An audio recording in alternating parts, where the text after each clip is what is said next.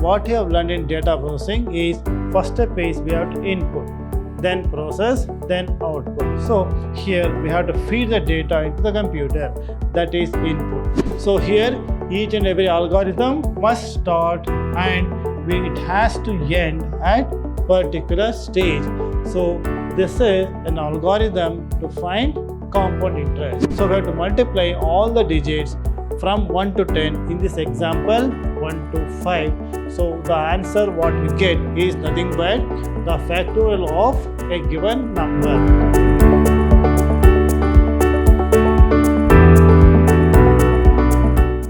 Dear students, welcome to Computer Science classes. I am Ravi Kumar KR, lecturer in Computer Science, Vidhyaashram PU College, Temple of Excellence, Mysore. Student, let us continue our discussion with the chapter Introduction to Problem Solving, the topic algorithms.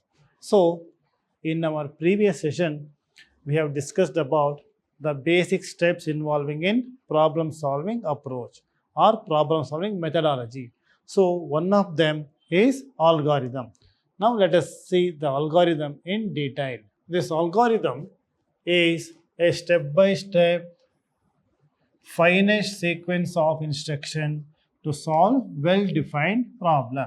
So actually this algorithm and flowcharts are nothing but tools for designing solution of a problem.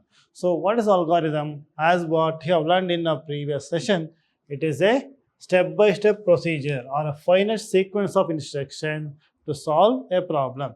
So and it is in textual representation. So this is nothing but algorithm. So now let us see what are the characteristics of algorithm. So first one is input. Algorithm starts with procedural steps to accept input data. So what you have learned in data processing is first step is we have to input, then process, then output. So here we have to feed the data into the computer, that is input. Similarly, so our algorithm, the first step is to accept the data from the user, or we have to input the data, that is first character. Next one is definite. What is definite? Each operation steps or operation must be definite, that is each and every instruction must clearly specify that what should be done. So the meaning of definite is that, so here each and every statement in a program or in algorithm, it must be very clear and it has to be a in particular syntax or it should be complete. That is the meaning of definite. So next point is effective. What is effective?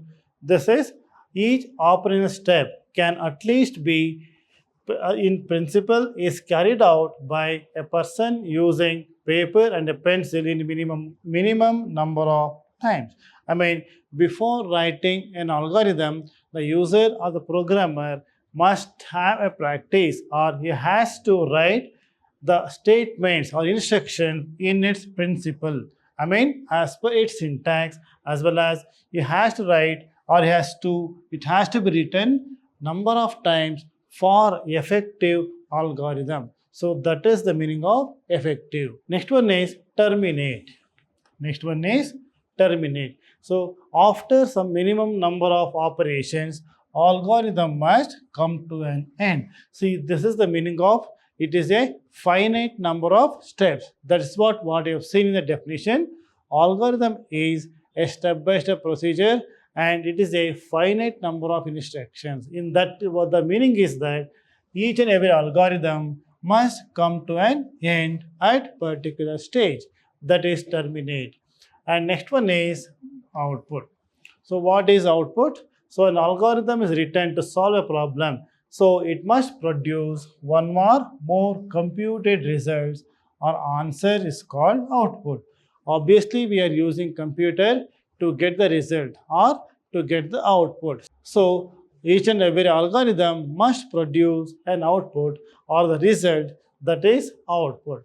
So these are the characteristics of an algorithm. Now let us see an examples how to write algorithm to find compound interest, and let us see other examples.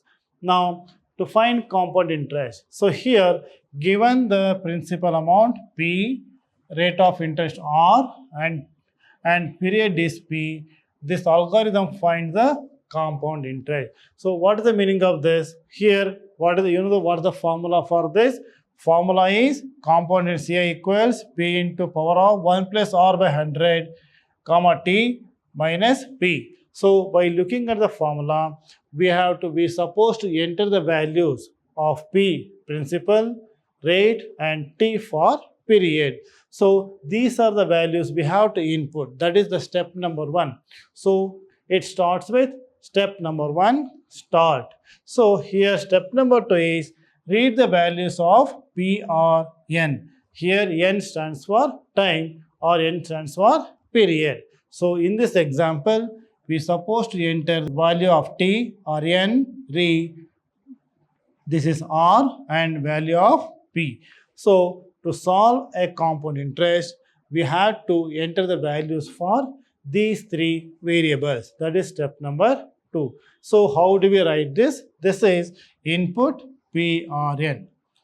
And step number 3 is calculate the compound interest by using the formula. So the formula to find the compound interest is this. This is, we have to write the formula accordingly. That is step number 3. So next one is print the result. Next one, that is nothing but output. So we're using output CI. CI is this is the value, that is CI, and we have to exit or end of an algorithm.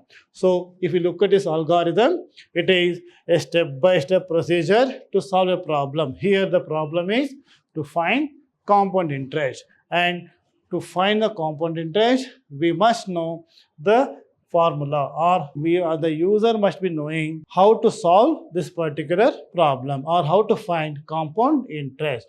So here first step is start, and here enter the value. This is input P or N or T here. So then the applying formula, then it is the result. So it also say that we can also simulate this with data processing and information. So here data, we have to input the data, computer process it with the formula, and we get the result. So these are the procedure. So what is algorithm? Step-by-step procedure. So here, in order to find a compound interest, first step is input the values, and computer process it with the help of the formula given, and it gives us the result. This is output. So here each and every algorithm must start and it has to end at particular stage. So this is an algorithm to find compound interest. Now let us see another example. Greatest of 3 numbers. So here 3 numbers A, B, C. And here, what is the logic for this? Here, suppose the given numbers, for example, A, B, C, are the 3 given numbers. Now here we have to find out which is the greater. So the logic what we are written here in the algorithm is that, let me explain the logic to you. So first of all, we have to assume that let it be large number. First we have to assume that let first number be large. Then we are comparing this B, second number, with A or with the first number. So if this is greater, then you have to assume that this will be the largest number. Next we have to compare C with this number. So here, then after that, if suppose B is large, we are comparing this number with this B, so that if it is greater, then we have to say that this is large number. So this is the logic we are using in this algorithm. So accordingly, the algorithm must start with a reserved word, or it is a word start. Then next step is we have to input the values. In this example, A, B, C are the 3 numbers. We have to input 3 numbers. Then we have to assume that or assign that let large be A. A is the first number. Let A be the large. We are assuming or we are assigning a variable a to a large variable. So then next one is I'm comparing second number. If b is greater than large, then large equals to b. This is a statement here. So the second number, if this is greater than first number, then we have to assign that the second number b will be the larger. So accordingly, if second number is greater than large, obviously large equals to b. This is one condition. Next, after this, next step number 5 is I'm comparing second number, the last number c. So next one is I'm comparing this number c with large. So here compare c. If c is greater than large, large equals to c. So this is the logic. So at the end of this stage here, the value, one of the value will be stored in large. So that will be assigned, the large number will be assigned to a variable large. So accordingly, next one is we have to output large. So in that case, then we have to stop the algorithm, or we have to end algorithm. So this is an algorithm to find the largest of three numbers. The logic, let me explain once again. The three numbers are here a, b, c. We are assuming that let a be the large number first, then I'm comparing b with this. I'm comparing b with the large. If b is greater than large, then we have to make b as the large number. And again, now large number is b. Now again, I'm comparing c with this large. In this example, as of now, b is the larger.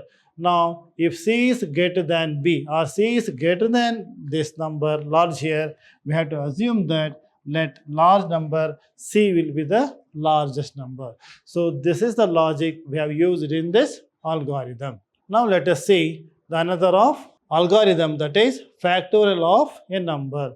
So what is factorial of a number? Here, for example, suppose let us take an example of a number 5 factorial. So 5 factorial is equivalent to 5 multiplied by 5 into 4 into 3 into 2 into 1. So you will get 120. So 120 is factorial of a number 5.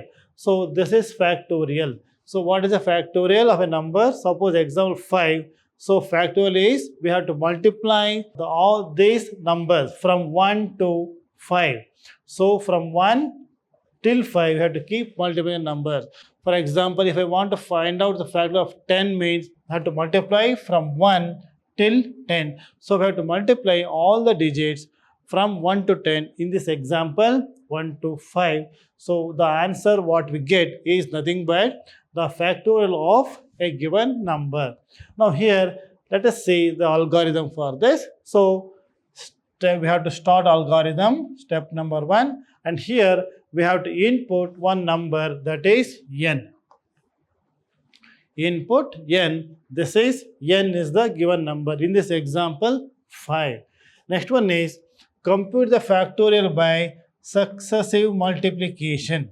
So here we have to multiply from 1 to 3. So for that, we are using the code here. This is the logic or the programming statement to find factorial. Here we are using for I equal to 1 to n. Here I equal to 1 to n. n in this example 5. From 1 to 5. Fact equal to fact into I. What is fact here? Fact equals to fact into I. For example, first one I value is 1. So it is multiplied by 1. Next I value become 2. The result first time it will be 1 into 1. Next one is that is equals to 1.